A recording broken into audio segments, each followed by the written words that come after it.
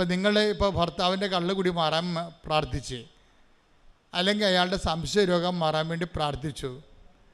അപ്പം 2 ദിവസം അയാളുടെ സംശയം മാറി.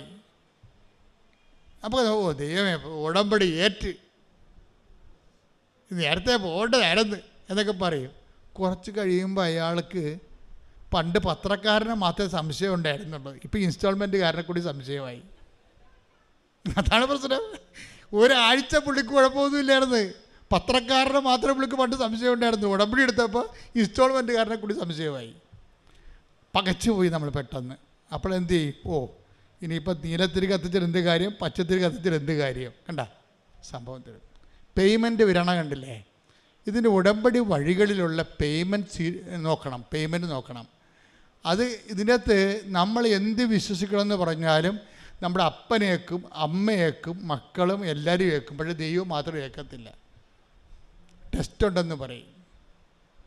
ഇത് ടെസ്റ്റെന്ന് പറഞ്ഞ വിശ്വാസമാണോ? ഇത് മരണം വരെ ടെസ്റ്റുകളുണ്ടാകും. അതാണ് ഈശോ പറഞ്ഞ പ്രലോഭനങ്ങൾ ഉണ്ടാവേണ്ടതാണ്.